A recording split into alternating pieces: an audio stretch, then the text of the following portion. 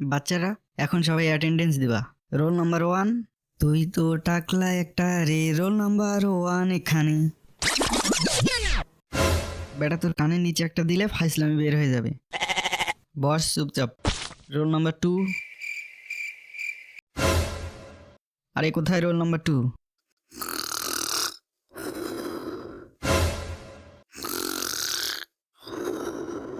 বেয়াদব। আরে কোন বেয়াদব আমার ঘুম ভেঙে দিল?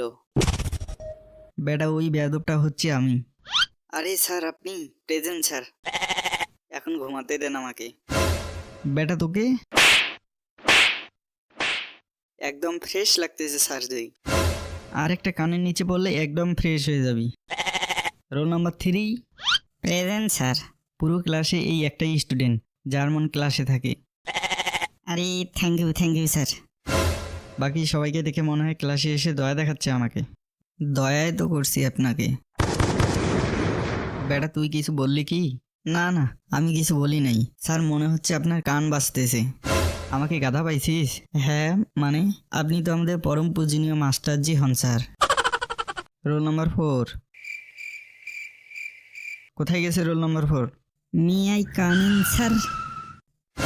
মে আই কাম ইন স্যার? এখন কি আমার মাথায় উঠে বসবি? যদি বলেন তাহলে বসবো স্যার। টিচারের মুখে মুখে কথা বলে, এত দেরিতে কেন আসলি? স্যার রাস্তা দিয়ে আসার সময় অ্যাক্সিডেন্ট হয়েছিল। আরে বেটা তোর কোথাও লাগেনি তো? আরে না স্যার, অন্যের অ্যাক্সিডেন্ট হয়েছিল, আমি তো ওদের লড়াই দেখছিলাম শুধু। যা বস গিয়ে, বেয়াদব কোথাকার। তো বাচ্চারা কালকের হোমওয়ার্ক বের করো। স্যার আমি তো হোমওয়ার্ক করছি, কিন্তু একটা ইঁদুর আমার হোমওয়ার্ক নিয়ে গেছে। ইঁদুরের পিছে অনেক দৌড় দিছি, কিন্তু ইঁদুরকে ধরতে পারিনি। ইঁদুর তোর হোমওয়ার্ক কি করবে? কে জানে স্যার, মনে হয় ওর বাচ্চাকে পড়াতে নিয়ে গেছে। যখন পড়বে পুরো দেশ তবেই উন্নত হবে বেশ।